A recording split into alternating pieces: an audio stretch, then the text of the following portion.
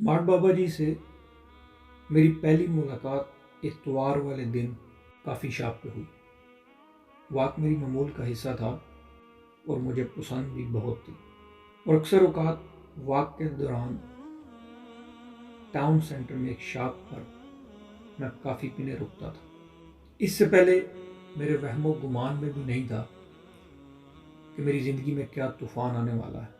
उस दिन भी ऐसे ही, जब मामूल के मुताबिक काफ़ी शॉप पर जा बैठा, खुशगवार मौसम था, काफ़ी ली और बाहर बैठ गया। उस वक्त सिर्फ मेरे अलावा 2 टेबल और मसरूफ़ थे। एक पर एक फैमिली बैठी थी और एक पर एक उम्र दराज शख्स अकेला बैठा, अखबार में मशगूल, काफ़ी का कप आधा ख़त्म कर चुका बैठा था। उस शख्स के थोड़ा पीछे दाईं जानब मैं भी बैठ गया।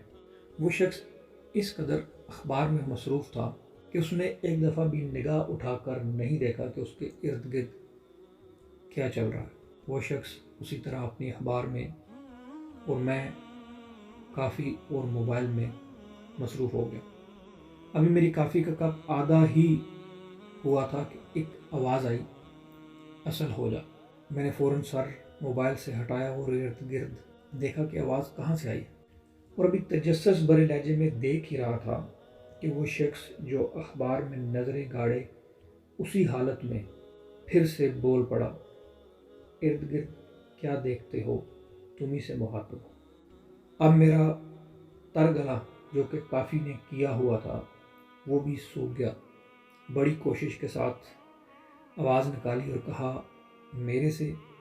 जो नज़रें अब अखबार में गड़ी थी हल्की सी उठी, ऐनक नीचे रखते हुए ठंडी कॉफ़ी का सिप लगाया और वो शख्स बोला, कोई और है इतना करीब जिसको ये आवाज़ सुनाई दे सके।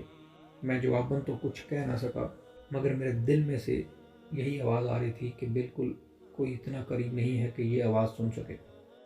और उन्होंने दोबारा वही जुमला मेरी तरफ देखते हुए दोहराया कि असल हो जा। तो मेरा जवाब सवाल की शक्ल में था कि मेरी समझ में कुछ नहीं आ रहा, बेहतर है आप ही समझा दें कि इस बात का मतलब क्या है। अक्सर औकात हमारे साथ ऐसा होता है कि जब कोई बात हमारे लेवल से बड़ी हो तो हमारा दिमाग काम करना छोड़ देता है। मेरे साथ भी उस लम्हे कुछ ऐसा ही चल रहा था। मेरे इस सवाल पर कहने लगे, अगर ऐसा है तो अपनी धड़कनों को नॉर्मल कर लो, क्योंकि ये जोश के लिबास में समझ नहीं आएगी। इसके लिए लिबास होश होना बहुत ज़रूरी है। और फिर थोड़े वक्फे के लिए खामोशी इख्तियार कर ली और ख़ुद भी ठंडी कॉफ़ी के चंद सिप लिए और मुझे भी इशारतन कॉफ़ी पीने का कहा। अब मेरा हाल भी बकदरे बेहतर था। उनके चेहरे को जब गौर से देखा तो मुझे वो रात वाली ख्वाब याद आ गई, क्योंकि अब मैं उनके चेहरे को देखने के काबिल हो चुका था। रात को ख्वाब में मैंने देखा था कि एक शख्स हूबहू जो इसी तरह का दिखता है मेरे ख्वाब में आया और मेरे कमरे में दाखिल होकर लाइट जला दी। मैं उठा और मैंने दोबारा लाइट बंद कर दी और वो शख्स फिर आया और दोबारा लाइट ऑन कर दी। मैं फिर उठा और लाइट बंद कर दी। जब तीसरी दफ़ा उसने ऐसा ही किया तो मैंने उससे बात करते हुए कहा कि तुम ऐसा क्यों कर रहे हो। तो उसका जवाब यही था, ये मेरा काम है, मैं करता रहूँगा। उसके इस जवाब के बाद मैंने लाइट को ऑन ही छोड़ दिया। मैं भी इसी आलम में ख्वाब का मंजर देख ही रहा था कि वो शख्स जिसने हैट पहनी थी, लंबा कोट मौसम अच्छा होने के बावजूद पहना हुआ था, बला की पर्सनैलिटी थी, कहने लगा, क्या ख्याल है, अब लाइट जलाई जाए। ऐसे लगा जैसे वो मेरे ख्याल में देख रहा हो।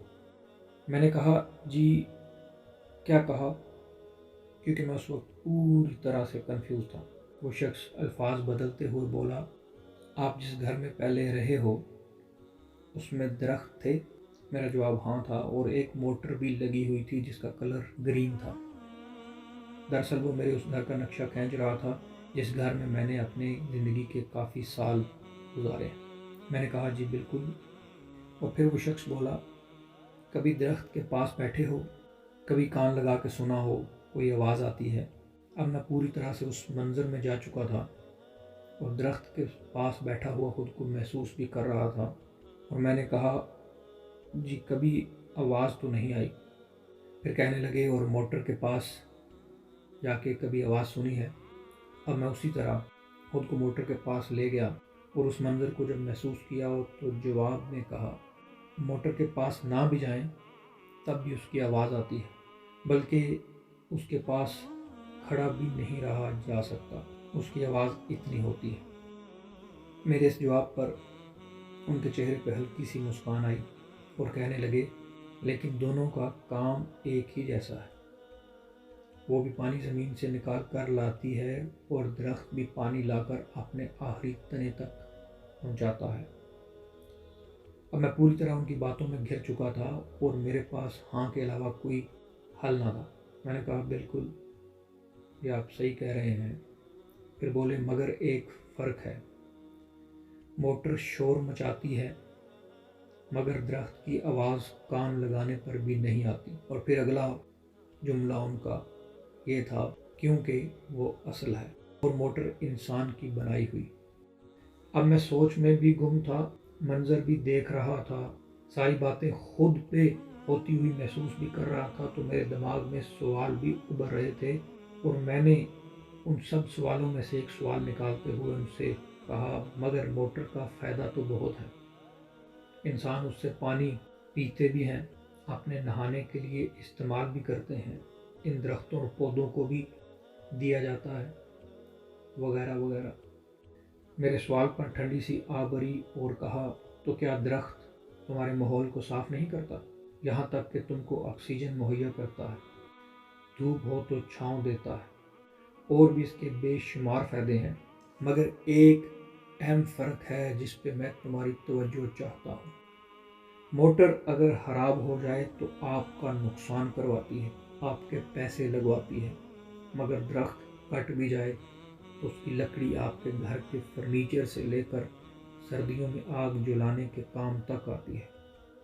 اور پھر بولے، یہی اصل چیز کی نشانی ہے، اپنی ظاہری حالت میں رہے تب بھی فائدہ دیتی ہے اور اپنی ظاہری حالت سے ہٹ کے بھی فائدہ دیتی ہے۔ اب میں اپنے دماغ کی ان نسوں کو حرکت میں آتا ہوا محسوس کر رہا تھا جن کو اس سے پہلے آج تک میں نے نہیں کیا تھا۔ میں اپنے دریچوں کو کھلتا ہوا محسوس کر رہا تھا جن دریچوں سے آج تک میری واقفیت نہ ہو پائی تھی۔ ابھی میں ذہن و خیال کی کشمکش میں مبتلا ہی تھا کہ پھر سے بولے اور کہا، یہ فقیر، یہ درویش، ان کے در پر لوگوں کا ہونا، ان سے اپنی التجاؤں کا طلب کرنا، یہ بغیر وجہ سے نہیں ہے، کیونکہ دراصل وہ اصل ہو جاتے ہیں تو اپنی ظاہری حالت سے ہٹ بھی جائیں تو بھی وسیلہ بنتے ہیں۔ تبھی یہ درویش ظاہری زندگی میں رہ کر بھی ہمیں فائدہ دیتے ہیں اور باطنی زندگی میں بھی جا کے وسیلہ بنتے ہیں۔ اس لیے کہہ رہا ہوں، اصل ہو جا، اور اصل کی نشانیاں ہمیشہ یاد رکھنا، جو بھی کرے، جتنا بھی کرے، شور نہیں مچاتا، اپنی ظاہری حالت سے ہٹ بھی جائے تو بیکار نہیں ہوتا۔ آج اتنا ہی کافی ہے، پھر ملیں گے اور نکتے چھیڑیں گے۔